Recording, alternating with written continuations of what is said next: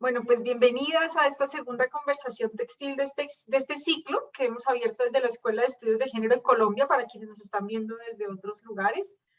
Este es un ciclo para pensar desde América Latina este arte, este hacer, este gesto que son los textiles. Y la idea de estos encuentros es conversar sobre ellos con pensadoras de la región que han trabajado sobre estos objetos emergentes, por llamarlos de alguna manera, y lo que ellos recogen y despliegan. Estas preguntas por los haceres textiles tienen de un tiempo para acá, no muy largo, una cierta ebullición en Colombia y en América Latina. Y a veces esa efervescencia nos distrae de lo que está aconteciendo, o sea, con todo eso que acontece, que nos maravilla, podemos un poco perder de vista procesos de más largo aliento, preguntas que se llevan tramando hace más rato. A veces perdemos de vista esas preguntas. También porque no tenemos cómo conocerlas, porque es más fácil saber que existe Rosika Parker o que hay una conferencia en Inglaterra que se llama Textile and Place a conocer lo que pasa en el patio de al lado de nuestra propia casa. Las reflexiones que se hacen en México, en Argentina, en Guatemala o incluso allí nomás en Medellín, se nos escapan. Esto se llama geopolítica del conocimiento, más diríamos colonialidad del saber. El conocimiento fluye del norte hacia el sur o del sur hacia el norte, pero raramente circula radialmente, raramente nos encontramos con nuestras colegas de la región. Para intentar transgredir ese mandato colonial, digamos, es que hemos abierto estos espacios para encontrarnos y para pensar juntas. Hoy nos encontramos con una invitada muy especial, a quien conocí hace un par de años indirectamente, yo no sé si un par de años, un poco menos, quizás porque la pandemia se lo come todo, cuando ya llevaba un tiempo yo preguntándome por el conocimiento que contenía el hacer textil y había leído ya algunas cosas en inglés sobre esto y de forma un tanto azarosa alguien me compartió la revista en la que sale un artículo que se llama El textil como forma de pensamiento, como sistema de pensamiento, perdón. Y es allí que conozco por primera vez a Alejandra Mizrahi. Y luego, bueno, de eso, en ese momento, una se entretiene con otras cosas y viene una pandemia y en mi retomar la idea de este ciclo de encuentros, vuelvo a pensar en Alejandra y le escribo un correo hace más o menos 2 meses con la esperanza de que se animara a conversar conmigo sin conocernos y ella muy generosamente dice que sí, en ese momento Alejandra estaba en una residencia artística, entonces pues estuvo, pues, o sea, fue muy rápidamente que me dijo a pesar de todo lo que estaba pasando. Alejandra es artista y filósofa del arte y actualmente es investigadora de la Tecnicatura Universitaria en Diseño de Indumentaria y Textil de la Facultad de Arquitectura de la Universidad Nacional de Tucumán y tiene un trabajo precioso y también muy profundo, un trabajo íntimo sobre una técnica que se conoce como randa o encaje también en algunos casos, que es de tradición española y que es muy especial. Al hacerla, las randeras elaboran una superficie límite, llamémosla, para luego embellecerla, bordando sobre ella figuras un tanto teselares. Y se parece un poco a algunas técnicas que yo he visto y estudiado aquí, entonces también eso me genera una conexión con Alejandra, esa producción de superficies sobre las cuales luego hacemos algo, voy a decirlo muy entre comillas, embellecer algo que algunas veces parece inútil. Antes de darle la palabra a Alejandra, quisiera iniciar esta conversación dejándole al público que nos sigue una frase de su trabajo que es bien bonita. Dice, los tejidos se erigen como sistemas que piensan con las manos sus contextos, sus historias, sus genealogías, repitiendo un gesto que nunca, nunca es el mismo. Gracias, Alejandra, por acompañarnos hoy. Gracias, Tania. Muchas gracias por esta introducción, esta presentación. Muy contenta de estar aquí. Yo también te he ido cruzando a vos en el tiempo, en estas derivas de textos que uno va encontrando. Un texto tuyo me lo pasó una artista argentina que se llama Mónica Millán en un correo con un montón de textos, un montón, no tantos, con una selección de textos sobre textiles y los haceres, y ahí te conocí también a partir de tu investigación, así que nada, cuando me has escrito me he sentido como, lo tenía que hacer, lo quería hacer, quería conocerte, aprovechar esta oportunidad también para encontrarnos y seguir pensando juntas estas cuestiones, ¿no? Que Así así que sea, muchas que así gracias por sea. la invitación. A ti siempre, totales, como dicen ustedes. Bueno, algunas preguntas aquí para Alejandra para ir conversando. Cuéntanos, Alejandra, ¿cómo llegas tú a acercarte a las randas, a interesarte por ellas estética y políticamente? O sea, ¿cómo llega Alejandra a las randas? ¿Qué la lleva hacia ellas? ¿O cómo es ese proceso? Sí, bueno, yo venía un poco sobre todo más del campo de la indumentaria, ¿no?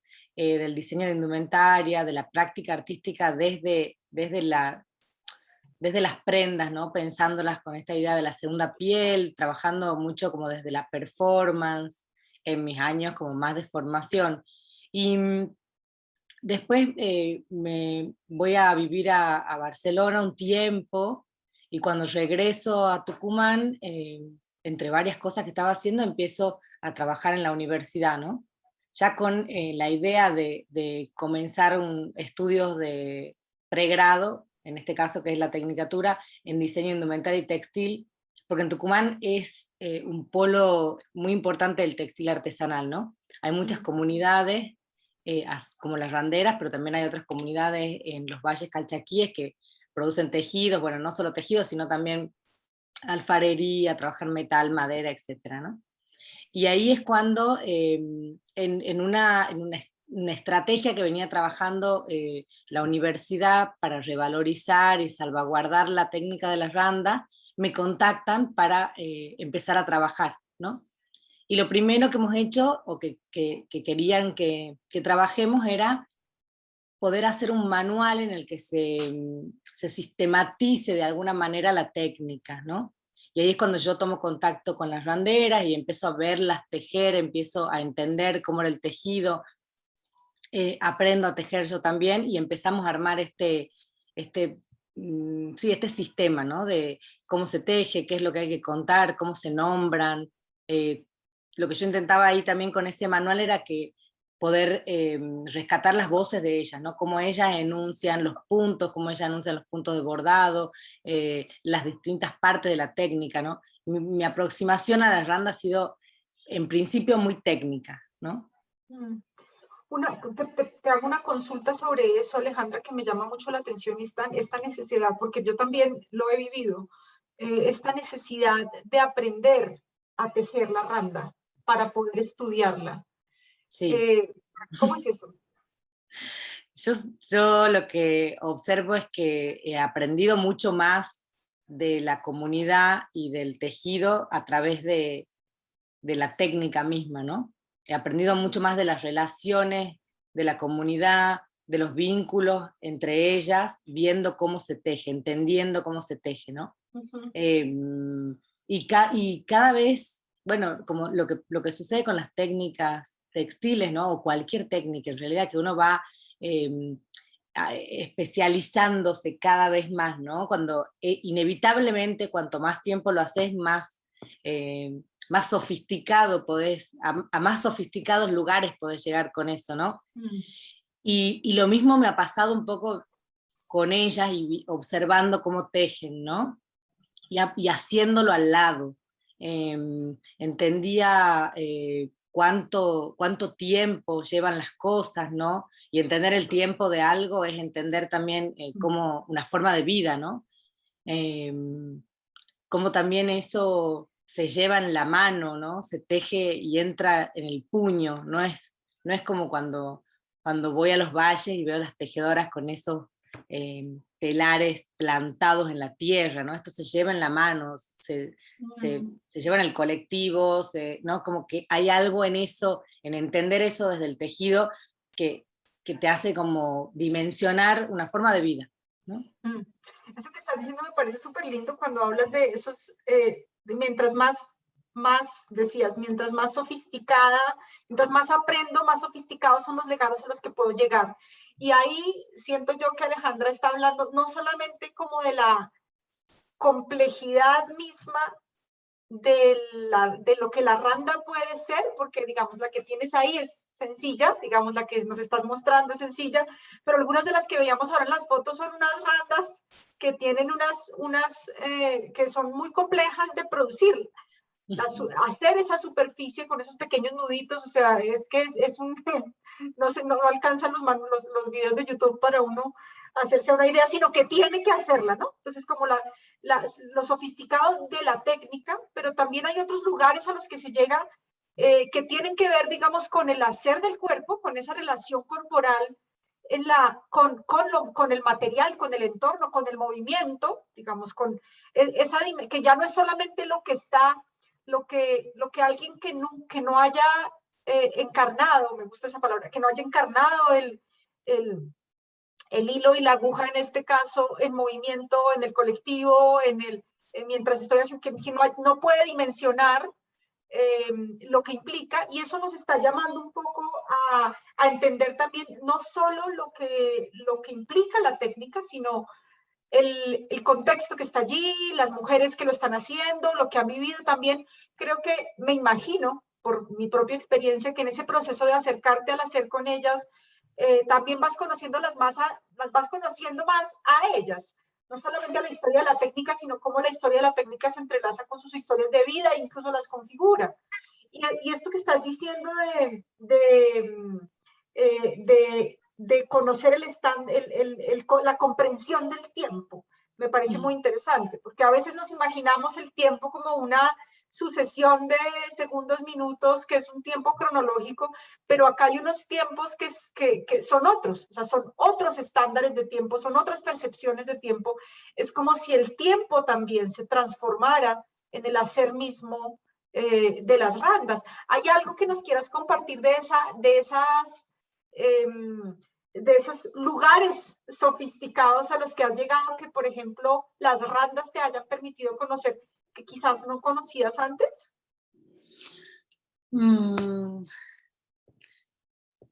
Me he quedado pensando en varias cosas que has dicho. Una de ellas es esta cuestión de, ahora mientras voy pensando, la última pregunta, Esto es una pero conversa. la cuestión del tiempo es como fundamental, ¿no? Como ha sido algo también bueno, sí, quizá eso ha sido algo que he descubierto, ¿no? O que he descubierto también para trasladarlo a mi forma de vida, ¿no? O tratar de trasladarlo, ¿no? Esa cuestión de una temporalidad diferente, ¿no? Que tiene que ver con pausas, con continuidades, discontinuidades, ¿no?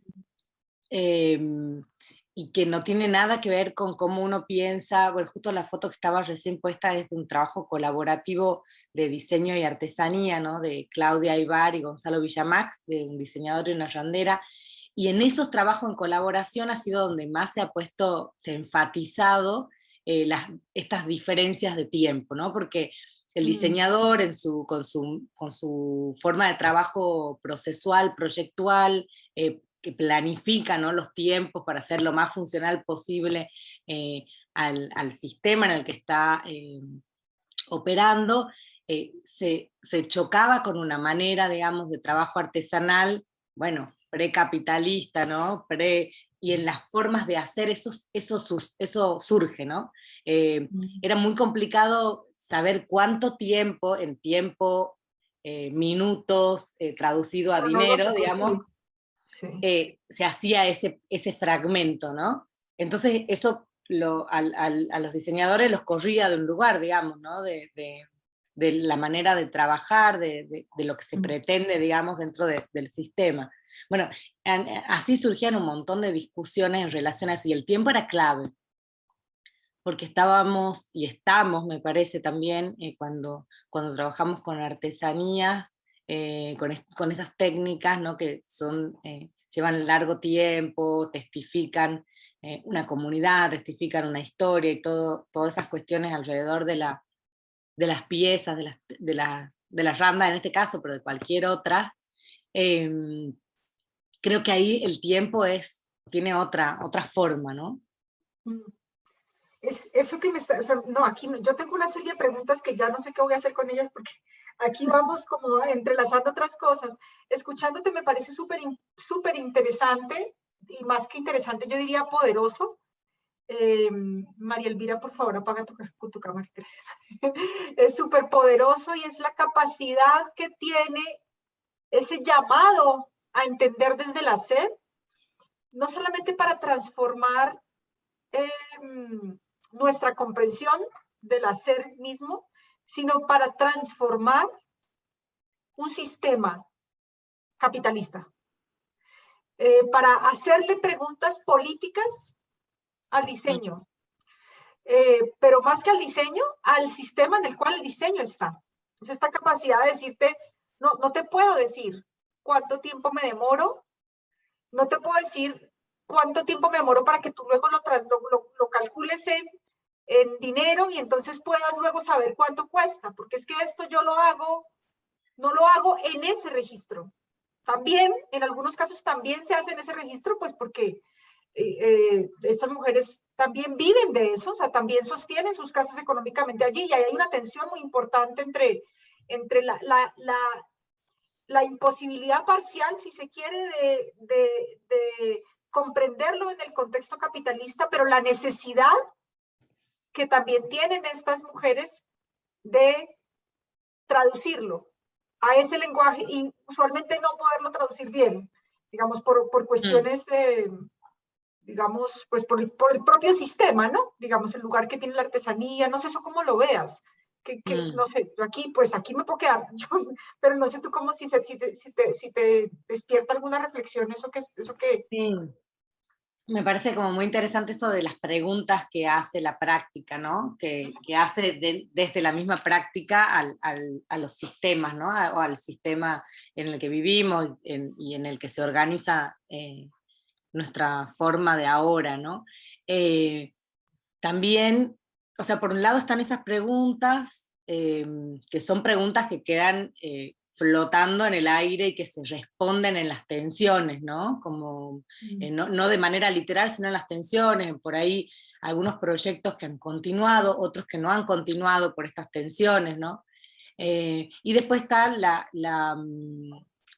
necesidad de traducir eso a algo que haga que se sustente la práctica, ¿no? Y que, como bien decís vos, siempre es a contramano, siempre es complicado, nunca el precio que se termina poniendo para responder para responder a esa necesidad nunca es suficiente, nunca da cuenta, ¿no? Es como muy, muy complicado. Lo digo desde los precios bajos hasta los precios altos, ¿no? Nunca termina dando cuenta, es como, son dos formas que es difícil de emparentar. Es necesario, hay que hacerlo porque todos vivimos en este mundo y hay que vivir el día a día también. Muchas de ellas no solamente trabajan de eso, sino también complementan con otros ingresos, ¿no? Pero siempre es un tema el precio, y creo que es un tema el precio en todas las artesanías, ¿no? Hay otros lugares en el mundo donde creo que eso lo tienen, como en ciertos lugares de Oriente, ¿no? En Japón, donde los artesanos y las artesanas son percibidas de otra forma, ¿no? Esta cuestión de tesoros humanos vivos que también le permiten como desplegar su práctica sin necesidad de estar pensando en la venta del producto, ¿no? Sino como toda una cosa que tiene más que ver con la historia, con una comunidad, ¿no? La creación, digamos, de la mercancía, digamos, ese tránsito de la configuración del trabajo, de la técnica expresiva a una mercancía. Una cosa que yo recuerdo cuando en el trabajo que hice sobre Cartago en Colombia, donde hacen una técnica que tiene algunas similaridades a las randas, que se llama calado, es en ese tránsito de una pieza que se hace para la casa, ¿no? Que se hace para adornar una blusa, que se hace para embellecer un espacio. Ese proceso, ¿en qué momento, en el caso de Cartago, había una relación de compartir conocimientos? Algo dices tú de eso también en tu trabajo, que está como en una lógica no capitalista, no lo llamemos precapitalista, llamémosla no capitalista, en donde se comparten trucos, secretos, formas de hacer, se comparten modelos, y cuando llega el capitalismo, de alguna manera, en el caso de Cartago, ese saber que estaba en una lógica del don, digamos, del intercambio, del trueque, se viene a menos porque se convierte en una mercancía. Entonces ya lo que yo sé hacer ya no te lo comparto, ya no te digo cómo lo hice, porque si no tú te vuelves competencia y no te puedo, o sea, sí, se rompe un poco como esa ética más horizontal, digamos, por la que impone el mercado. Ahí, sobre eso, quisiera como volver sobre una pregunta que te hacía al inicio, porque aquí nos fuimos como por todos lados, a propósito de las dimensiones estéticas y políticas que tiene el objeto. Nos has compartido un poco lo que pasa con ese, por supuesto, ese objeto no se puede entender por fuera de esos haceres y de esas, pero ¿cuál es la importancia de estos objetos en esos espacios de estas mujeres? ¿De qué son testigos ellos? ¿Qué testimonian en términos también estéticos y políticos? Porque mucha gente lo puede percibir como algo inútil, digamos, como algo banal, como una cosa bonita, que si yo la quito, pues no, la casa sigue estando ahí. ¿Qué es lo que hacen esos objetos en esos espacios a la hora de más políticamente, más estética y políticamente, qué es lo que hacen en el espacio doméstico? Sí. Pensaba que, bueno, hay la primera cosa que hacen, y que creo que tiene que ver también con el conversatorio anterior, que han estado hablando mucho de estas cuestiones de lo doméstico, ¿no? De esos textiles que dan cuenta de historias familiares, ¿no? Creo que lo primero que testifican es una forma de vida que ya no está, digamos, ¿no? De alguna forma, esa cuestión del tapete, ¿no? La randa se hace de un montón de formas, yo tengo puesto un cuello ahora, también se hacen otras tipologías, pero la randa por antonomasia uno la encuentra en forma de tapete, ¿no? Tapete circular, ese tapete que va abajo de la lámpara, abajo del florero, que iba, ¿no? Carpetas, nosotros le llamamos carpetas en Colombia. Esas. Carpetas o tapete, exactamente eso, ¿no? Y que hoy uno ya no las puede encontrar en las casas, ¿no? Entonces lo primero y más rápidamente para mí que testifican es una función que ya no está, ¿no? Un uso, perdón, que ya no tienen. Y eso, para explicar eso, ¿no? Si alguien más joven, yo he visto las carpetas, los tapetes en la casa de mi abuela, ya no los veo más, ¿no? Pero si alguien joven pregunta, digamos, por esos objetos, hay que contarles una serie de situaciones, ¿no? Para explicar por qué tienen esa forma, qué hacían en las casas, por qué ahora se han trasladado a los marcos y son cuadros, ¿no? Porque venían de un uso que tenía que ver con una cuestión de la casa, ¿no? Del hogar. Entonces, primero, o sea, como desandando eso poco a poco, eso en la cuestión del objeto, ¿no? Pero después, adentro de ese objeto, ese objeto está embebido también de diferentes formas, que a priori pueden ser como una iconografía, ¿no? Que están en esos tejidos. Esas iconografías también, si vemos flores, alude más a una época, si vemos dibujos más geométricos, aluden a otra.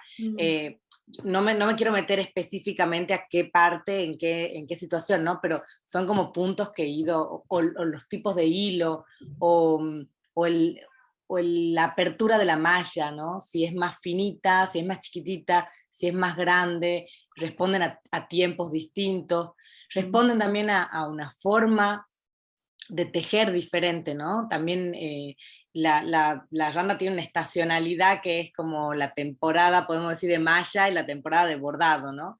Eso implica un cuerpo diferente, no un cuerpo distinto, sino un ánimo distinto en cada uno de estos momentos, ¿no? Tejer la malla, como decía, va en el puño, yo puedo llevar eso reducido, digamos, al puño, ¿no? Como lo llevo acá y es chiquitito y lo hago en cualquier lado. Ahora cuando tenso esa malla en el bastidor para bordar, ya tengo un objeto importante que no lo puedo llevar en el colectivo, no lo puedo, ¿no? Y tiene que ver más con la intimidad, ¿no? Con otro momento, otro estadio del proceso. Hay una cosa que tú dices muy bella en un texto tuyo, justamente creo que se llama Acercando el libro, en donde hablas de unos telares y nos cuentas un poco de unos telares santiagueños y cómo ellos, por ejemplo, muestran un color que no parece estar en el paisaje. Y yo cuando leo eso pienso en que hay algo también en lo que testimonian estos objetos políticamente que tiene que ver con el deseo, como con algo más, como con algo que se aspira. Y que nosotros, en el caso de otro trabajo que hemos hecho aquí en Colombia con una colega con la que vamos a hablar en el último conversatorio, no sé si se escucha por allá un golpeteo, si se escucha lo siento, están en una hora aquí, me excuso con el público y contigo, si no se escucha, entonces pues bueno, todo bien. Y es una cuestión como porque estamos hablando de escenarios rurales, ¿no? Son casas que en algunos casos están en un nivel, digamos, de precariedad. Y que una persona, por un lado, está trayendo a la vida una historia de un objeto, una tradición, la está manteniendo, pero al mismo tiempo hay un gesto político de embellecer el espacio precario. Y hay algo de dignidad allí, como de decir, mi casa es una casa digna, mi cuerpo es un cuerpo bello, digno. Entonces hay algo en donde se está haciendo visible estéticamente un posicionamiento que es profundamente dignificante. Y que yo lo veo en ese pedacito, digamos, del texto al que refieres como del caso de Santiago, pongo todo el color que no tengo en ese tapiz. Aquí, toda la belleza que no se percibe por mis condiciones, pues no me importa, aquí está, mi casa es linda y me tomo el tiempo de hacer algo para generar belleza en un espacio doméstico al que uno diría, esta gente tiene otras cosas que hacer. ¿Por qué hace eso? No, yo tengo derecho a la belleza, tengo derecho a la dignidad la forma en la que me he visto y dedicarle tiempo a eso. El ocio, el tiempo libre en el que se hacen estas cosas, ese tiempo que tú nos cuentas necesito la pausa para bordar, o sea, necesito quedarme y bordar. Para las personas que viven en condiciones limitadas, no hay tiempo para eso, porque eso es un privilegio y es ganarse la posibilidad, digamos, de reclamar el espacio de la belleza como algo que también me pertenece. Y eso me parece muy, muy interesante. No sé si te suena algo ahí. Sí, estaba pensando en esto, que son de las mantas santiagueñas, que Santiago del Estero está acá al lado de Tucumán, es una provincia bastante grande que tenemos al lado, y ahí hacen unas mantas, unos telares hiper coloridos, y Santiago es súper seco, agreste, ¿no? Como es un paisaje que no tiene color, digamos, ¿no? Y las mantas, cuando uno va por la ruta y agarra el auto o lo que sea, y va por la ruta, empieza a ver colgados esos colores, digamos, como, bueno, en el texto hay un Poema muy bello. teórico santiagueño que habla de las sobrecamas palpitantes, ¿no? Como que son estas mantas, ¿no? Que están llenas de color y llenas de... y que traducen ese paisaje que no existe, ¿no? De alguna forma, antónimamente, ¿no? Como ese paisaje todo seco, agreste, se traduce en todas estas como jardines floridos sobre las camas, ¿no? Sí, creo que me parece que está buenísima la reflexión que hace al respecto, y creo que a todo lo que has dicho le sumaría también que es qué puedo hacer, ¿no? Como demostrar que puedo hacer algo, ¿no? Como que creo que eso es muy importante, ¿no? Que puedo, que de mis manos y Crear. puedo crear, ¿no? Y continuar con un legado, garantizar un legado también. Que es una cuestión que está muy presente también en la comunidad de las randeras, ¿no? Como de esto de madres a hijas, ¿no? Esta cuestión como transgeneracional que hay también de las diferentes edades, y cómo se aprende de generación a generación, y cómo yo puedo continuar, sigo tomando este hilo, ¿no? Que viene que tiene por lo menos en el territorio 5 siglos, ¿no? Hay algo ahí también No, del pues, empoderamiento que tiene continuar con ese hilo, ¿no? Lo estoy diciendo más en términos de personales, ¿no? Como de realización, de autorrealización, ¿no? y de memoria, por supuesto, también, como de tú lo decías también, como esta noción del tiempo, de un tiempo presente, un pasado, ¿cómo es que dices? Un pasado, un presente, ¿cómo es? Hay Sí, una, lo de Silvia Rivera Cusicanqui debe ser, sí, que sí, siempre sí. lo tomo, que me encanta esa idea de que responde al aforismo aymara Kipnaira, que es que el pasado está adelante, es lo que vemos, y el Mm, futuro es lo que está atrás, lo que no podemos ver, ¿no? Entonces, mm. de alguna manera es el pasado como futuro. Ese es el Sí, Kipnaira. sí, pero también hay otra en la que reflexiona sobre el tiempo perfecto, como el pasado perfecto, Ah, y ese sí, presente permanente, ¿no? Hay una manera muy bella que lo nombras, ahora se me escapa, un presente antiguo, creo que es un presente sí, antiguo, un presente como antiguo. que tiene que ver con esto que decías un poco de entender la forma del tiempo, entender una forma del tiempo en donde no soy el ahora. A veces estamos muy como el aquí y el ahora, un día a la vez, y no somos tiempo. Tenemos una historia, y como en esos haceres textiles que se van pasando de mano en mano, porque además es una cosa muy íntima, muy cotidiana, se está configurando ese tiempo allí. Hay otra cosa que señalas que me parece importante a propósito de esos testimonios que están entretejidos, anudados, más bien en el caso de las randas. Hay una randera que dice, los problemas se van en la randa. ¿Sí? Como también está, que yo siento, a propósito de esto que hablábamos ahora, como de la dignidad, de la dignidad de la vida, la terapia, en lugares como Argentina, donde la psicoterapia es como un sine qua non para toda la población que tiene cómo pagarla, que alguien tenga la posibilidad de darse un espacio propio para que el problema se vaya en el nudo, se vaya en la malla, que lo pienso ahora. Ayer estábamos con una estudiante, tengo que mostrar unas fotos de una randa gigante que está haciendo para su proyecto una randa desbordante. No le tenemos Wow. nombre todavía, ahorita seguramente te podrá contar más. En ese trabajo de la randa hay como también una figura como de una trampa, ¿no? Como si fuese una red. Sí, la malla inicial es como si fuese una red de pesca que atrapa, que hay ciertas cosas que atrapa y que las sirven después para otra cosa, ¿no? Como una trampa.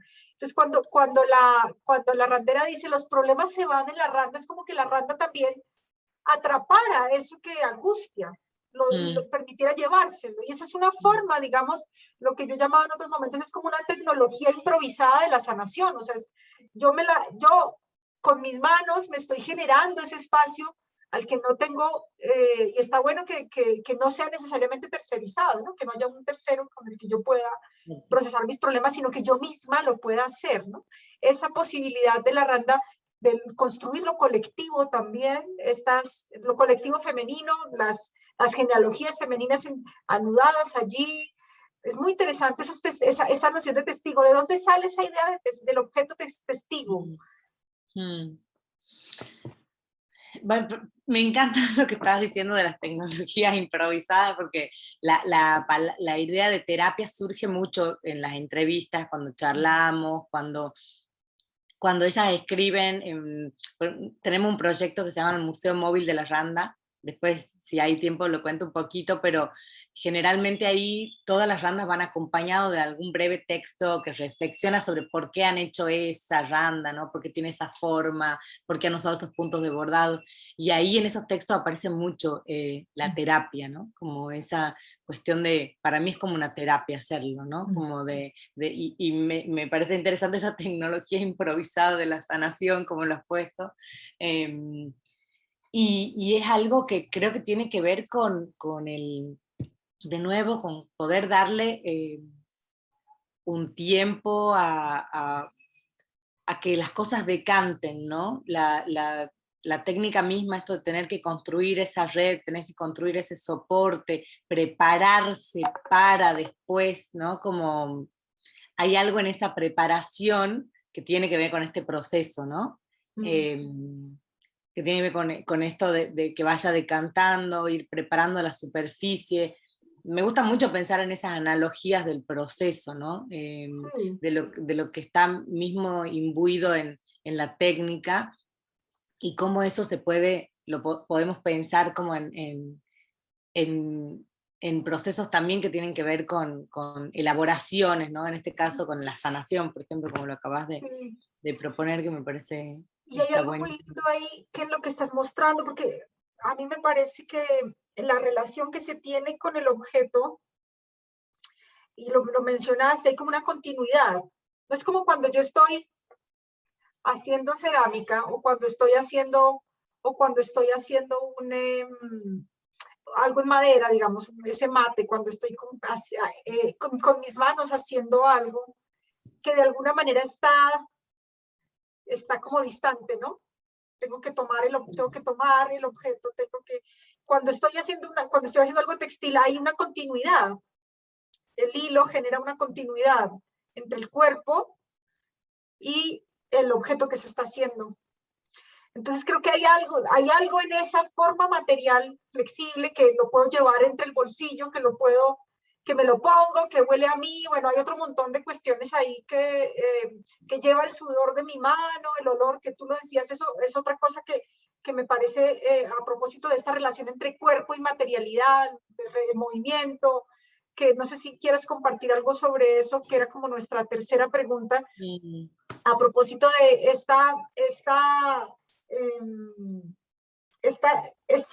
estos otros sentidos que se traen al trabajo, a esa técnica que es artesanía artística, el olor, el tacto, mm, cómo se trae allí también. Cuando nos decías, Alejandra, al inicio, cuando me llamaron a estudiar y hacer este manual, pues yo tuve que aprender, y también se aprende, pues se aprenden esos humores, ¿no? Se aprenden esas formas, esas texturas, se mm. aprenden la cercanía corporal con los cuerpos que están allí. Eh, ¿Cuál es esa relación que tú encuentras o que nos quieres compartir para ti, esa relación entre cuerpo y materialidad, el repetir? ¿Cómo lo ves en tu acercamiento Sí, a esta sí. randa? Sí, creo que, que el textil tiene, nos brinda, digamos, esa posibilidad de ampliar la experiencia estética, ¿no? Por ahí, si uno lo piensa con las distintas como disciplinas del arte, ¿no? Con la pintura, con la escultura, digamos, o sea, la experiencia tiene que ver más con la contemplación, por ahí con la distancia justa, ¿no? Con esos objetos para poder admirar, contemplar, experimentar desde la visión, ¿no? Creo que sí, el tejido despierta como otros sentidos a la hora de experimentar las piezas, ¿no? Por un lado eso, todo eso que está imbuido, digamos, esa cotidianidad que está imbuida, sí, que está imbuida en esas piezas, y también como también despierta nos hace experimentar a partir de la memoria, ¿no? Ciertos, por ahí nos surgen como algunos vínculos con el pasado, con las abuelas, ¿no? Está muy relacionado también con esa idea genealógica, digamos, el textil, ¿no? Porque también esta cuestión de que hablamos justamente al principio de aprender, ¿no? De aprender y que entendemos que para aprender a hacerla implica un tiempo, ¿no? Prolongado, ¿cómo se dice? Como constante, ¿no? Todo eso está, la randa no es, o la randa o el textil para mí artesanal, ¿no? No es solamente esa pieza que está ahí, sino que está testificando un montón de otras cuestiones que tienen que ver con la genealogía, con la historia, etcétera, pero también están todas las piezas que se han hecho antes en esa pieza. Y eso me parece que es interesante, como yo puedo llegar a esta a conformar este textil porque hice todos esos antes, ¿no? Y están de alguna manera en este que termino haciendo, ¿no? O sea, ese punto, esa canillita, esa puntilla, está ahí porque vengo haciendo otras randas anteriormente, ¿no? Mm. Y esa idea como de que todo es la experiencia, ¿no? En realidad estoy por ahí. Eh, pensando en eso, ¿no? Sí, me gusta mucho pensando, por ejemplo, que en esas manos, o sea, pensando también en los cuerpos de estas mujeres concretas y en sus Ujú. encuentros concretos también. En esos pequeños movimientos nos has traído como algunas imágenes muy bellas a propósito como de lo que, de lo que es esa relación, ¿no? Esta relación de llevarla consigo, me parece muy importante, como esto lo puedo llevar conmigo, ¿sí? ¿Cómo es el espacio, o sea, como en términos también de relación cuerpo y espacio, ya más de la parte del bordado, por ejemplo, en esos espacios cotidianos, cómo es esa relación íntima que se establece con las randas? Mm. Bueno, hay una cuestión íntima y también colectiva a la vez, ¿no? Como que hay también esa tensión en las mismas piezas que me parece como que interesante. Muchas a veces trabajan de manera solitaria, pero muchas veces se reúnen en los patios, ¿no? Del cercado, que es donde ellas viven, a bordar juntas, a tejer juntas, pero a la vez las piezas son individuales, ¿no? Como, pero hay ese compartir. Que también, en el que también se enseñan puntos de bordado, tipos de puntilla, ¿no? Eh, entonces, como hay toda una lengua compartida en relación que se imprime de alguna forma en las randas, pero también hay una manera particular. Yo cuando recién conocido la técnica y la desconocido de ella, no podía discernir entre una pieza y otra. Para mí eran muy parecidas. No podía De ellas, reconocer dices, entre ellas, las piezas entre ellas. Uh-huh. entre ellas. Y hoy las puedo reconocer. Hoy, y es muy, y que las pueda conocer tiene que ver con que las conozco a ellas, ¿no? Con Uh-huh. que conozco a quién le gusta más hacer este punto, quién teje la malla más grande, quién pone siempre flores, quién, ¿no? Como identificar estilos, ¿no? Como dentro de eso, que generalmente las artesanías tienen esta cuestión colectiva, ¿no? De que un poco se desdibuja lo individual en lo colectivo, ¿no? Uh-huh. En el caso de las randeras me ha pasado eso al principio, pero ahora cada vez más las reconozco el gesto en cada una de ellas, ¿no? Qué Eso bonito me esto que estás sorprende a diciendo. mí. No, y es muy lindo lo que estás diciendo porque es como están ellas ahí, o sea, en términos de qué es lo cual es de qué son testigos esos objetos, son testigos de esas manos Mm, están ahí y es muy interesante porque no es y lo hablábamos hace un momento con mis estudiantes, no es una metáfora, no, ellas están ahí, ellas son esa randa. Eh, y hay algo en esa posibilidad, digamos, de ver, de haberse creado, ¿sí? O sea, ella ha creado una randa que es ella mm, y al mismo tiempo ha construido su casa y la ha adornado y ha adornado su vestido y ella es eso. mm, Entonces hay como una enunciación a propósito pues, de tu trabajo con, digamos, más en esa relación de los actos del habla y el lenguaje que se está poniendo allí, como entendiéndolo como lenguaje. Hay una enunciación muy importante del yo, mm. además de un yo que siempre está como siempre está como un yo femenino, pues que no suele tener la noción, el ego siempre es una cosa muy masculina, ¿no? El ego siempre Sí. es un despliegue de otra manera muy poderoso. Me parece muy bello lo que estás diciendo. Bueno, un poco también en esta forma de ir también pensando cómo uno va también pensando desde el hacer, ¿no? Que para mí ahí hay otra cuestión que está relacionada con el textil como sistema de pensamiento y esto que estás diciendo de la cuestión como autoral casi, ¿no? Que aparece en las randas.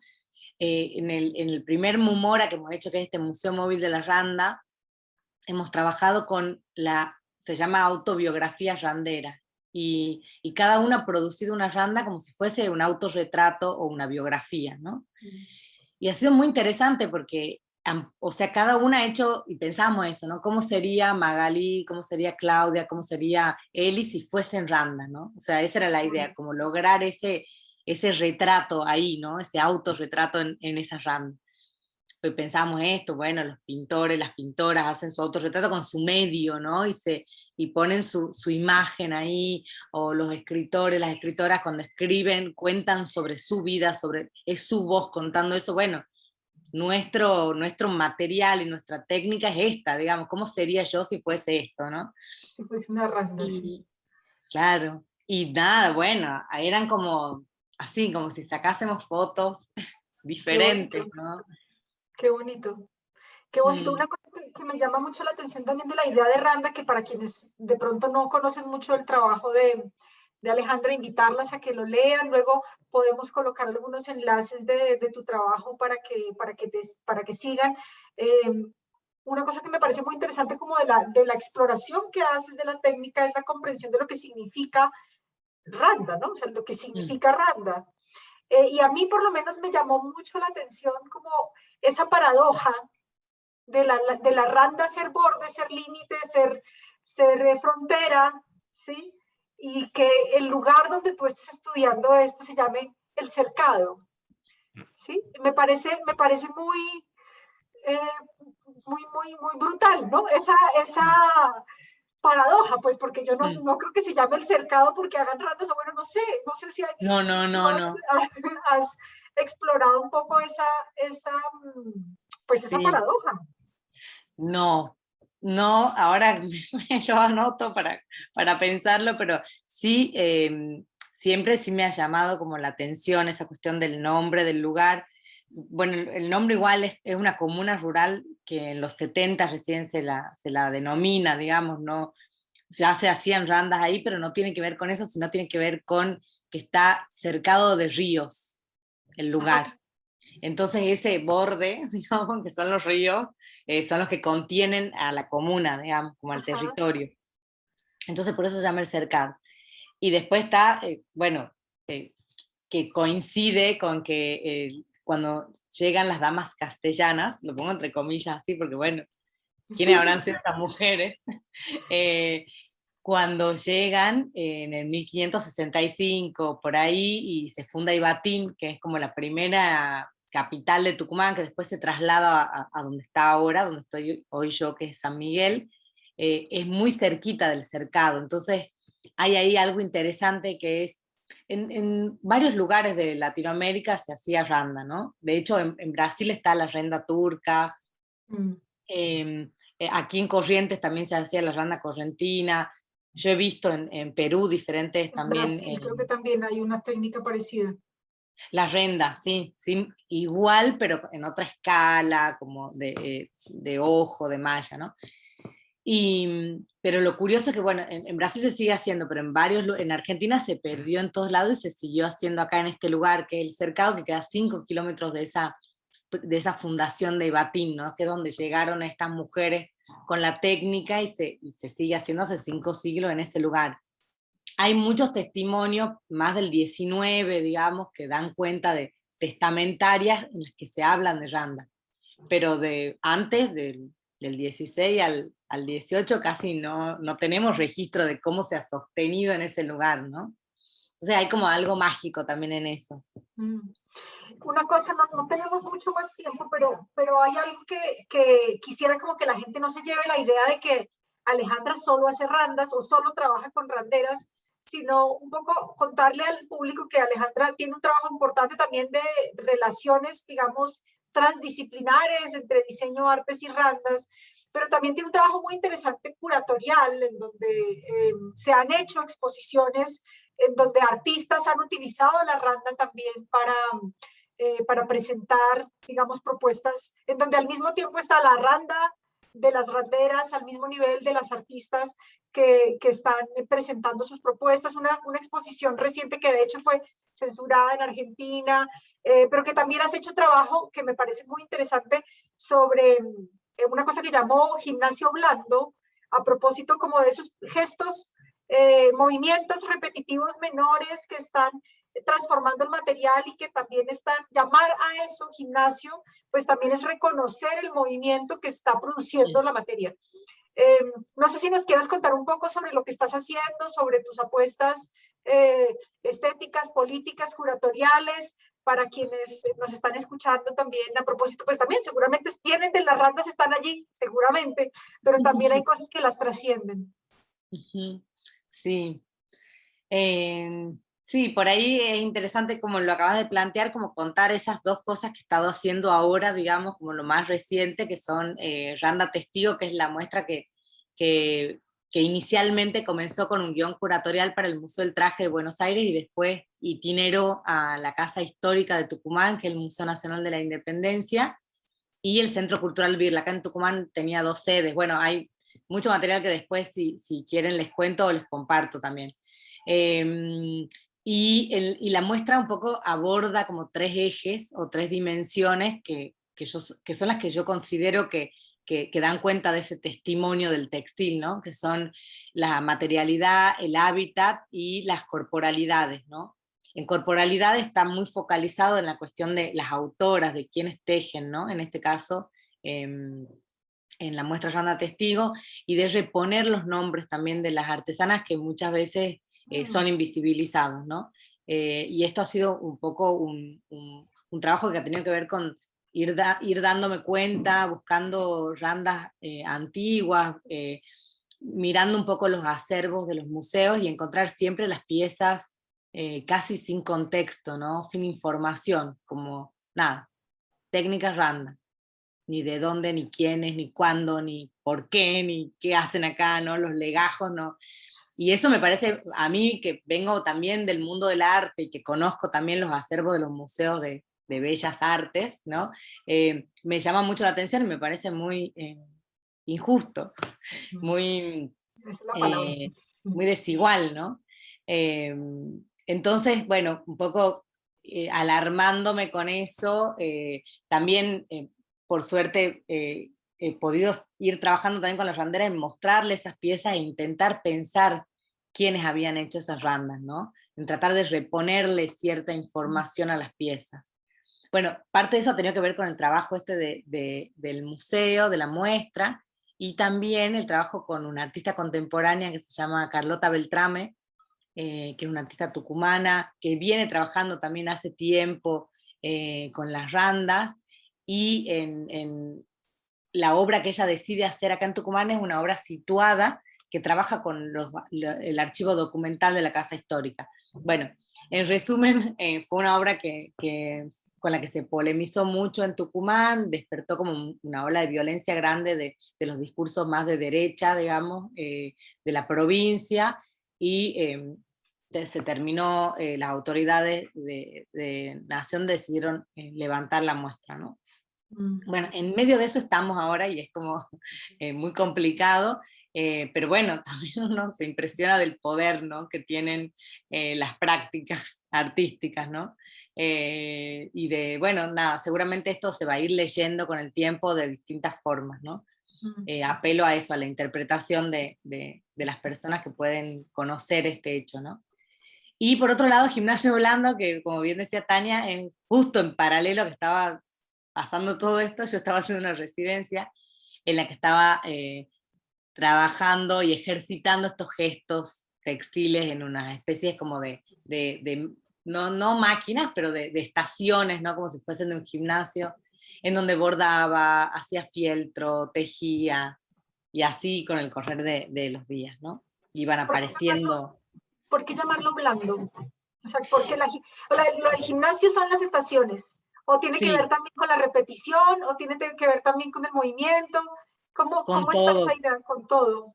Con todo eso, porque también ha sido para mí ha estado buenísimo hacer la residencia porque he podido desplegar todo en un lugar grande, ¿no? Y poder, pero yo en realidad trabajo así, como que tengo la olla, estoy tiñendo, hago un bordadito acá, estoy tejiendo allá, como que, pero bueno, en el ámbito del taller doméstico es más complicado, entonces en ese despliegue podía pensarlos, digamos, como, y organizar el espacio para.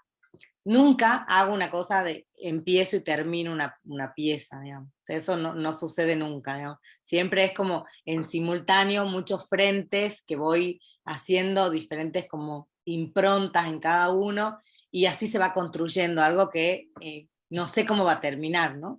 Entonces esta cosa del despliegue de las estaciones y del ejercicio cotidiano que tiene que ver mucho también con la práctica artesanal, por Sí. supuesto. Eso que justamente estaba pensando en eso con lo que estabas diciendo, porque me evoca un poco al inicio, me voy a quedar con esa frase, la voy a marcar, esto de entender la forma del tiempo, a propósito y la imposibilidad que presentan estas técnicas de intentar registrarlas en inicié y terminé, que se hacen también, que también son testigos de esa de las muchas otras cosas que acompañan. Entonces uno lo percibe, no, estoy haciendo muchas cosas al mismo tiempo, pues es que la vida cotidiana, los trabajos de cuidado,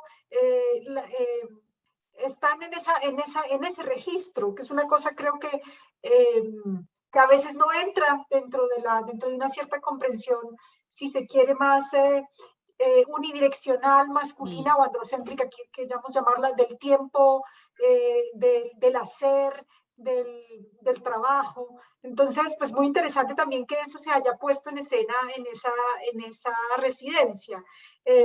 Una cosa que me llama mucho la atención también de usar la palabra gimnasio, y que es algo que tú también reflexionas en tus textos, es como ese gesto repetitivo en el que en el repetir no siempre se repite lo mismo, sino que se está construyendo la vida, la forma de la vida está allí, en ese transcurrir también, que es tiempo, pero que es obra, pero que es movimiento, pero que es cuerpo, que es historia, que es genealogía. Muy lindo esa residencia justamente con ese nombre. Ya se nos está acabando el tiempo, no sé, pues quisiera como Alejandra agradecerte profundamente. Seguramente la gente que nos está siguiendo tendrá preguntas, y bueno, ahí Alejandra tiene una página web, la pueden ir a chismosear, como decimos por aquí, contactarla, también hacerle preguntas. El objetivo de este espacio es encontrarnos también, tú y yo aquí, pero con otras y otros que también están pensando eso. Quiero agradecer profundamente por tu generosidad. Ha sido muy Gracias a vos, Tania. encuentro. Gracias a vos, porque me llevo como un montón de ideas para seguir pensando también, un montón de propuestas que en esta conversación han ido saliendo, y eso, bueno, es lo más rico, ¿no? De poder charlar y poder compartir y que siga, ¿no? Poder seguir. Uno a veces piensa que trabaja hace mucho tiempo con una cosa y que, bueno, en algún momento ya se va a agotar, ¿no? Y no, es como que siguen saliendo cuestiones, siguen saliendo, nada, como posibilidades de pensar desde distintas perspectivas, ¿no? Y Así que gracias. Enratarnos también en ese proceso. El link de la página de Alejandra está en los comentarios del Facebook. Miren sus libros, que son, digamos, son libros de colección de las obras, de las exposiciones que ha curado. Revisen su obra, porque es realmente muy inspiradora. Vayan a Tucumán. Vengan a conocer a las banderas. Sí, denuncien la censura sobre este trabajo, y sintámonos pues parte de esta comunidad que también nos llama a hacer este trabajo. Muchas gracias a quienes nos están escuchando. Recordarles que en noviembre tenemos la siguiente encuentro, que vamos a estar hablando con Mayela Flores, una historiógrafa de los bordados. Vamos a estar hablando de vechados también. Va a estar muy linda esa conversa, entonces también les animaremos para que estemos allí, sigamos juntándonos. Entonces, ya vamos a ir cerrando este live.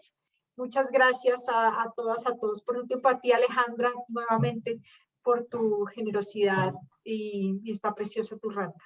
A ustedes, a todos los que nos están escuchando. Gracias. Sí.